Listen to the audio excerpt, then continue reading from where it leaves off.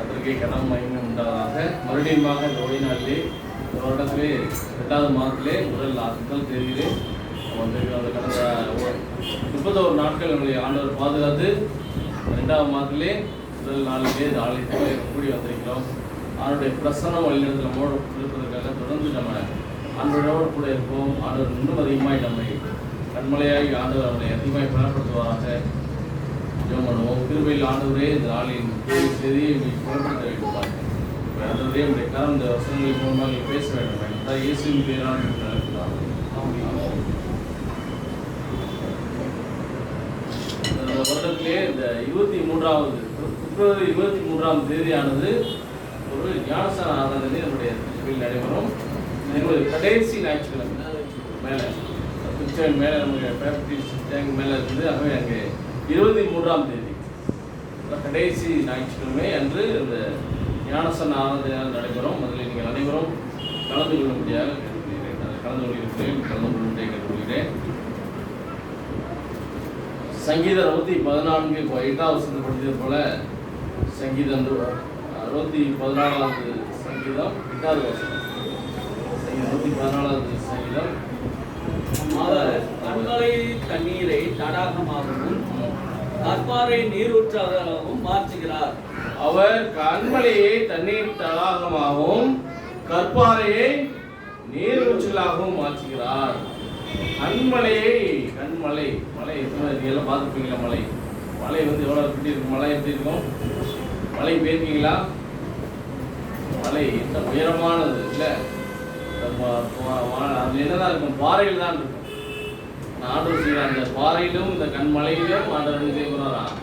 தண்ணியை கொடுப்பார் என்று. அப்போ ஆண்டவர் நம்புகிற பிள்ளைகளுக்கு எந்த சூழ்நிலை இருந்தாலும் சரி, எல்லா விஷயம் ஆண்டவர் என்ன செய்வார்? ஒரு காரியத்தை அவர் விடுதலை கொடுக்கிறார். அதிசயங்களை செய்கிற ஆண்டவர். என்னாகமத்திலே பார்க்கும்போது என்னாகும் 20ஆம் அதிகாரம் 3வது வசனம் 4வது வசனம் படிங்க. இந்த சமூகத்திலே பார்க்கும் பொழுது என்னாகும் 20ஆம் அதிகாரத்திலே அவர்கள் இஸ்ரேல் மக்கள் எல்லாரும் அவர்கள் கர்த்தரை குறை சொல்லி கொண்டே இருக்கிறார்கள். மோசேக்கும் ஆரோனுக்கு விரோதமாக அவர்கள் முறுமுறுத்து கொண்டு கூட்டம் கூடினார்கள். 2வது வசனம் படிக்கிறோம் பாருங்க. ஜனங்களுக்கு தண்ணீர் இல்லாது இருந்தது. அப்பொழுது அவர்கள் மோசேக்கும் ஆரோனுக்கு விரோதமாக கூட்டம் கூடினார்கள். அதுக்காக வசனம். ஜனங்கள் மோசையோட வாக்குவாதம் பண்ணி, எங்கள் சகோதரர் கர்த்தருடைய சந்நிதியில் மாண்ட போது நாங்கள் மாண்டு போய்தான் நலமாயிருக்கும். எல்லாம் மனிதர்கள் என்ன சொன்னாங்க? நாங்கள் எப்பொழுதும் எல்லாரும் அவங்க சாகும் பொழுது நாங்களும் செத்து போயிட்டா நல்லா இருக்குமே, இறந்து போயிருந்தா நல்லா இருக்குமே, கோவில இருந்து அவங்க ரொம்ப கஷ்டப்படுகிறான்னு மோசைக்கும் ஆரோனுக்கு விரோதமாக அவர்கள் கூட்டம் கூடி முறுமுறுத்து கொண்டிருப்பதாக இந்த வசனம் சொல்கிறது. நாங்களும் எங்கள் நிறுவனங்களும் இங்கே சாகும்படி எங்கள் கர்த்தரின் சபையை வனாந்தரத்திலே கொண்டு வந்தது என்ன? விதைப்பும் அத்திமரமும் திராட்சை செடியும் மாதுளை செடியும் குடிக்க தண்ணீரும் இல்லாத இந்த கெட்ட இடத்தில் எங்களை கொண்டு வரும்படி நீங்கள் எங்களை எழுத்திலிருந்து புறப்பட பண்ணியது என்ன என்றார்கள். இந்த இடத்துல ஒரு காஞ்சி போன இடத்துல வந்து பலைவனமான இடத்துல வந்து விதைப்பும் இல்லை, அறுப்பும் இல்லை, அத்திமரமும் இல்லை, திராட்சை செடியும் இல்லை, மாதுளை செடியும் இல்லை, குடிக்க கூட தண்ணீர் இல்லை. இந்த மாதிரி ஒரு கெட்ட இடத்துல வந்து எங்களை கூட்டிக் கொண்டு வந்துட்டீங்களே. மோசைக்கு விரோதமாக ஆரோனுக்கு விரோதமாகவும் மக்கள் எல்லாரும் கூட்டம் கூடிக்கொண்டு எங்கள் முன்னோர்களை போல நாங்கள் சீக்கிரம் அந்த பூமி விட்டு மறித்து போயிருந்தால் நலமாக இருக்கும். ரொம்ப கஷ்டம், தண்ணி இல்லாமல் ரொம்ப கஷ்டப்படுகிறோம் என்று அவர்கள் என்ன செய்கிறார்கள்? அவர்கள் மோசைக்கு விரோதமாக முறுமுறுத்து கொண்டு புலம்பிக் கொண்டு இருக்கிறார்கள். இதே மாதிரி தான் மனிதர்கள் வாழ்க்கையில பிரச்சனைகளும் துன்பங்களும் பாடுகள் வரும்போது என்ன வரும்? வாழ்க்கையில குழப்பங்கள் வந்துவிடும். குழப்பம் வரும். வாழ்க்கை என்ன வரும்? ஒரு தெளிவான சிந்தனை இருக்காது, தெளிவான மனநிலை இருக்காது. மனநிலை மாறி மாறி பேசிக்கிட்டு போவோம். என்றால் குழப்பம் வந்து அது மனிதர்களை குழப்பம் சேரும் பொழுது அது மனிதர்களுடைய மனநிலை மாறிவிடும். ஆனால் ஆண்டவர் சொல்கிற அந்த நாளிலே கண்மலையிலிருந்து ஆண்டவருடைய செய்வோம் நாளிலே தண்ணீரை கொடுக்க போகிறார். காய்ந்து போன அவர்கள் வாழ்க்கையை, முறிந்து போன அவர்கள் வாழ்க்கையை, குழப்பமான அவர்கள் வாழ்க்கையை, வறண்ட அவர் வாழ்க்கை, வடந்திரமான ஒரு வாழ்க்கையை ஆண்டவர் பார்த்து கொண்டிருக்கிறார். உங்கள் வாழ்க்கையை ஆண்டவர் பார்த்து கொண்டிருக்கிறார். உங்கள் ஒவ்வொரு சூழ்நிலையும், ஒவ்வொரு கவலைகளையும், ஒவ்வொரு கண்ணீர்களையும் கர்த்தர் பார்த்து கொண்டு நினைச்சுக்கிறார். அந்த நாளிலே விடுதலையை கொடுக்க போகிறார். 6ஆம் வசனம் படிக்கிறோம். அப்பொழுது மோசேயும் ஆரோனும் சபையாரை விட்டு ஆசாரிப்பு கூடார வாசலில் போய் முகங்குப்புற விழுந்தார்கள். கர்த்தருடைய மகிமை அவர்களுக்கு காணப்பட்டது. இந்த எல்லோரும் அவரை நெருக்கும் பொழுது, பேசும் பொழுது அவங்க என்ன செய்வார்கள்? நேரா போய் ஆலயத்தில் போய் என்ன செய்வாங்க? கர்த்தருடைய ஆசாரிப்பு கூடார வாசலில் போய் முகங்குப்புற விழுந்தார்கள். மோசேயும் ஆரோனும் என்ன செய்கிறார்கள்? அங்கே போய் நேரா போய் விழுந்துட்டாங்க. இரண்டாவது மக்கள் இப்படி பேசுறாங்களா? தண்ணி இல்லையே, எல்லாருங்களை திட்டுகிறார்களே, நாங்கள் தான் பொறுப்பாளிகள், நாங்கள் தான் கூட்ட வந்தவங்க, நாங்கள் தான். ஆலயத்துக்கு நேரம் ஆசிரியர் கூட வாசலிலே போய் விழுந்தார்கள். அப்பொழுது தேவனுடைய மகிமை, கர்த்தருடைய மகிமை அவர்களுக்கு காணப்பட்டது. அந்த வசனம் படிக்கலாமாங்க. கர்த்தர் மோசேயை நோக்கி, நீ கோலை எடுத்துக்கொண்டு நீ உன் சகோதரனாகிய ஆரோனும் சபையாரை கூடி வர செய்து அவர்கள் கண்களுக்கு முன்னே கண்மணியை பார்த்து பேசுங்கள். அப்பொழுது அது தன்னிடத்தில் உள்ள தண்ணீரை கொடுக்கும். இப்படி நீ அவர்களுக்கு கண்மலையில் தண்ணீர் புறப்பட பண்ணி சபையாருக்கும் அவர்கள் மிருகங்களுக்கும் குடிக்க கொடுப்பாய் என்றார். கர்த்தர் மோசேயை நோக்கி சொன்னார், நீ உன் கோலை எடுத்துக்கொண்டு நீயும் உன் குமாரனாகிய ஆரோனும் சபையாரை கூடி வர செய்து அவர் கண்களுக்கு முன்பாக கண்மலையை பார்த்து பேசுங்கள். அப்பொழுது அது தண்ணீரை கொடுக்கும். அப்பொழுது அப்படி இப்படி அவர்களுக்கு கண்மலையிலிருந்து தண்ணீர் புறப்பட பண்ணி சபையாருக்கும் மிருகங்களுக்கும் குடிக்க கொடுப்பா என்றார். அடுத்த வசனம். அப்பொழுது மோசே தனக்கு கர்த்தர் கட்டளையிட்டபடியே கர்த்தரோட சனியில் இருந்த கோலை எடுத்தான். கர்த்தர் சொன்னார், உடனே கோலை எடுத்தார். மோசேயும் ஆரோனும் சபையாரை கண்மலைக்கு முன்பாக கூடி வர செய்தார்கள். அப்பொழுது மோசே அவர்களை நோக்கி, கலர்காரரை கேளுங்கள், உங்களுக்கு இந்த கண்மலையிலிருந்து நாங்கள் தண்ணீர் புறப்பட பண்ணுவோமோ என்று சொல்லி தன் கையை ஓங்கி கண்மலையை தன் கோலினால் 2 தரம் அடித்தான். உடனே தண்ணீர் ஏராளமாய் புறப்பட்டது. சபையார் கொடுத்தார்கள், அவர்கள் மிருகங்களும். கர்த்தருடைய கட்டளை என்ன? கண்மலையோடு பேசத்தான் சொன்னார்கள். ஆனால் ஏன் அவர் என்ன செய்கிறார்? அந்த வார்த்தையை மீறி ஜனங்களுடைய முறுமுறுப்பினாலும் தன் கையை ஓங்கி கண்மலையை தன் கோலிலாம் 2 தரம் அடிச்சிட்டான். கண்மலையை அவருடைய அடிக்கலாம். ஆனால் பேசதான் சொன்னார். என்ன சொன்னார்? நீ கண்மலை பேசினாலே தண்ணி வந்துடும் அப்படின்னு சொன்னார். ஆனால் மோசே என்ன செய்கிறார்? முறுமுறுத்த அந்த மனிதன் முன்பாக என்ன செய்கிறார்? 2 தரம் அடித்து விடுகிறார். பின்பு என்ன செய்கிற தண்ணீர் வந்தது. பின்பு கர்த்தர் மோசேயையும் ஆரோனை நோக்கி, இஸ்ரவேல் புத்திரரின் கண்களுக்கு முன்பாக என்னை பரிசுத்தம் பண்ணும்படி நீங்கள் என்னை இந்த சபையாருக்கு நான் கொடுத்த தேசத்துக்குள் நீங்கள் அவர்களை கொண்டு போவதில்லை. ஆனால் இவர்கள் பஸ்ட் செய்த காரியம் நல்ல காரியம். ஆசிரியர் கூட வாசல் போய் விழுந்தார்கள். அது நல்ல காரியம் செய்தார்கள். ஆண்டவருடைய சமூகத்திலே விழுந்தார்கள், மூங்குப்புறம் விழுந்தார்கள். ஆனால் 2வது செய்த காரியம் தான் இந்த காரியம், அடித்த காரியம் தான் ஆண்டவருக்கு பிடிக்கும். அதனால நீ அந்த காடானுக்குள்ளே செல்ல முடியாது என்று சொல்லுவதே அந்த வசனம் சொல்லி பார்த்தீங்களா? அவர்களே கொண்டு போவதில்லை. இங்கே இஸ்ரவேல் புத்திரர் கர்த்தருடைய வாக்குவாதம் பண்ணியிருந்தனாலும் அவருக்குள்ளே அவருடைய பரிசுத்த விளக்கத்தினால் எழுதினாலும் அது மேரிபாவும் தண்ணீர் எண்ணப்பட்டது. தண்ணீரை ஆண்டவர் பேச சொல்ற இடத்துல அவர் அனுப்பி விட்டார். ஆனாலும் தண்ணீர் என்ன செய்தாங்க? அதனால கர்த்தர் கோபப்பட்டு தண்ணி கொடுக்காம இருந்தாரா? ஆனால் கொடுத்தார்.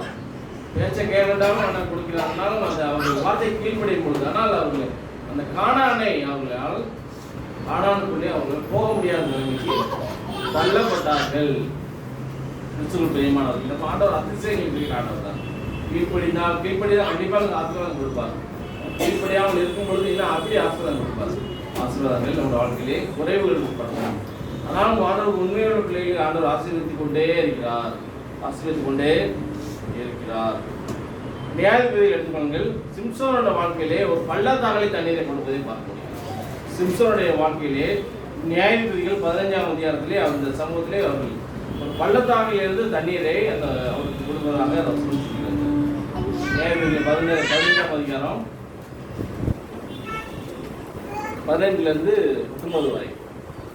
அப்பொழுது அவர்கள் 12 தானே 15ஆம் அதிகாரம் 15 இருந்தார். 15ஆம் அதிகாரம். உடனே அவன் ஒரு கழுதையின் பச்சை தாடை எலும்பை கண்டு தன் கையை நீட்டி அதை எடுத்து அதனாலே 1000 பேரை கொண்டு போட்டான்.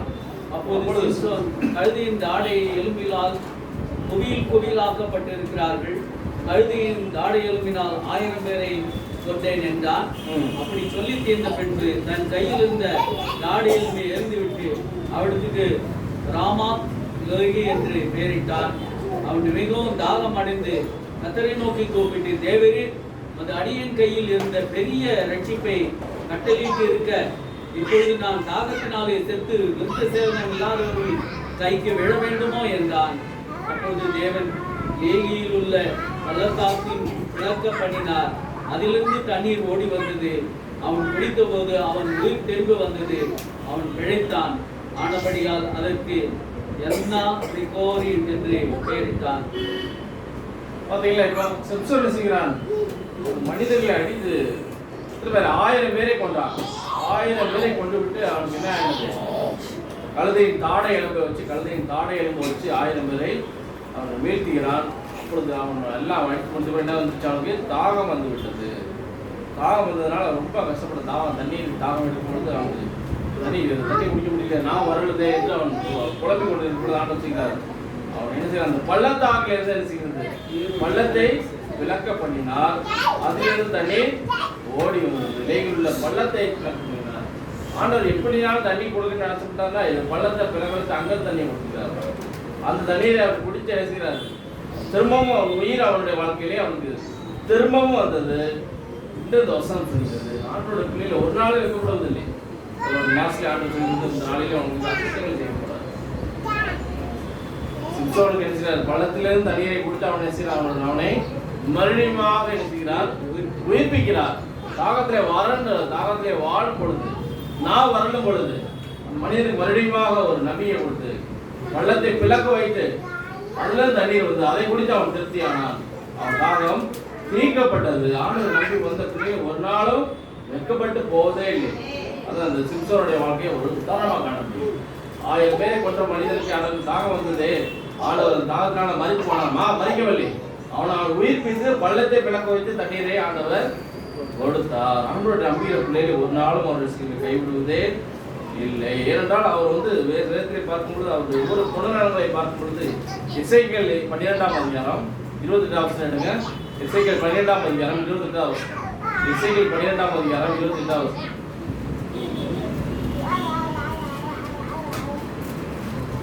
ஆகையால் என் வார்த்தையில் ஒன்றாகிலும் இனி தாமதிப்பதில்லை என்று கர்த்தராகிய ஆண்டவர் உரைக்கிறார். நான் சொன்ன வார்த்தை நிறைவேறும் என்று கர்த்தராகிய ஆண்டவர் உரைக்கிறார் என்று அவர்களோடு சொல் என்றார். அவர் சொன்னது அப்படியே செய்வார்.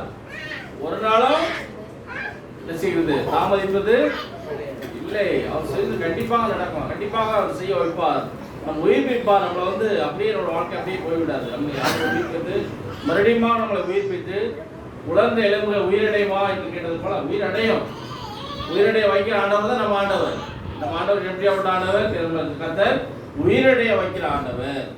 உலர்ந்த எலும்புகளை உயிரடைக்கிற ஆண்டவர் நம்மோடு இருப்பதனாலே சொன்னாலும் ஒரு காரணத்துக்காகவும் ஒரு சூழ்நிலையிலும் நாம் பயப்படவும் கலங்கவும் வேண்டாம். ஆகையால் என் வார்த்தைகளில் ஒன்றாகிலும் இனி அவர் செய்வேன் என்று சொன்னார். கண்டிப்பாக செய்வார். வாழ்க்கையில வேதத்தில் பார்க்கும்போது செய்வேன் என்று சொன்னார், அதையும் செய்தார். ஆனால் சில நேரங்களிலே கொஞ்சம் தாமதமாக இருந்தாலும் கண்டிப்பாக தாமதமானாலும் ஆனால் கண்டிப்பாக அது செய்ய வேண்டிய காரியத்தை கண்டிப்பாக செய்தார். வேதத்தில் பார்க்கும்போது ஆதியாகமத்திலிருந்து வெளிப்படுத்தல் வரைக்கும் பார்க்கும்பொழுது எத்தனையோ காரியங்கள் அவர் சொல்லிட்டு செய்யாமல் இருந்திருக்காரா? கண்டிப்பாக செய்யாமல் இருக்க மாட்டார். ஒரு சில காரியங்கள் தான் அவர் வந்து செய்யாமல் இருப்பார். யோனாவுடைய காலத்தில் யோனாவுடைய சமயத்தில் வந்து மக்களை அழிக்கக்கூடாது என்பதற்காக தான் மனம் திரும்பினார் தவிர மக்கள் மனம் திரும்பினதினாலே அவர்களை அழிக்கவில்லை. அந்த ஒரு காரியத்துக்காக தான் அவர் அதுவும் மனிதர்களுக்காக தான் அவருடைய மனதை மாறி அவர்களே விடுதலையை கொடுப்பதாக அவர்களை காப்பாற்றுவதாக பார்க்க முடியும். ஆகவே ஆண்டவர் நம்புகிற பிள்ளை ஒரு நாளும் அவர் வெட்கப்படுத்துவதில்லை. சங்கீதம் 89:34. சங்கீதம் 89 சங்கீதம் 34 சங்கீதம் 89 சங்கீதம் 34. என் உடன்படிக்கையை மீறாமலும் என் உதடுகள் விளம்பினதை நம்ம செய்ய வேண்டிய காரியங்கள் நாங்கள் தண்ணீரை வர வைக்கணும்னா நம்ம என்ன செய்யணும்?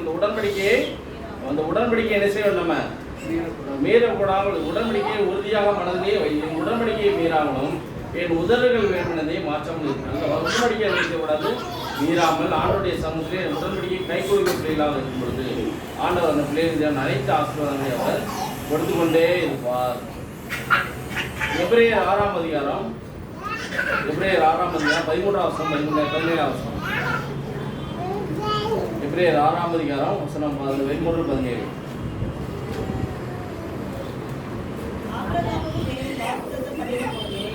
ஆணையிடும்படி தம்மில் பெரியவர் ஒருவரும் இல்லாதபடியினால் தமது பேரிலே தானே ஆணையிட்டு நிச்சயமாக நான் உன்னை ஆசீர்வதித்து உன்னை பெருகவே பெருக பண்ணுவேன் என்றார். இப்ப ஆபிரகாம் என்ன செய்தார்? ஆசீர்வாதத்தை கண்டிப்பா கொடுக்கணும். பெருகவே பெருக பண்ணுவேன். பெருக பண்ணினாரா? பெருக பண்ணினார். அவர் சந்ததியை பெருக பண்ணினார். அதனால ஆபிரகாம் சந்ததியில தான் நம்ம அதெல்லாம் வந்திருக்கிறோம். ஆபிரகாமுடைய சந்ததியில தான் நம்ம அனைவரும் வந்திருக்கிறோம். ஆகவே ஆண்டவர் சொன்னார், கண்டிப்பாக அந்த காரியங்களை அவர் செய்வார். ஆகவே நம்ம ஆண்டவருடைய சமூகத்திலே நம்ம இன்னும் உறுதியாக இருக்க வேண்டும். கண்மலையை பிளக்க வைத்த ஆண்டவர் நம்ம கூட இருக்கிறார். ஒவ்வொரு சமயத்தில் நம்ம கூடயே இருக்கிறார். நம்ம என்ன செய்ய வேண்டாம்னாலும் ஆண்டவரே நம்ம குறை சொல்லாமல் ஆண்டவர் சமூகத்திலே அவர் நன்றி விட்டு அவருடைய பாதத்திலே அவருடைய சமூகத்திலே நம்ம ஒப்பு கொடுக்கும் பொழுது கண்டிப்பாக நமக்கு தேவையான அனைத்து விடுதலைகளையும் நம்பிக்கைகளையும் ஒவ்வொரு காரியங்களையும் அவர் செய்வார். கண்மலையான ஆண்டவர் நம்ம கூட இருப்பதற்காக இன்னும் ஆண்டவர் கண்மலை ஆண்டவர் நம்ம பாதத்திலே அதிசயங்களை செய்வாராக. ஆமென்.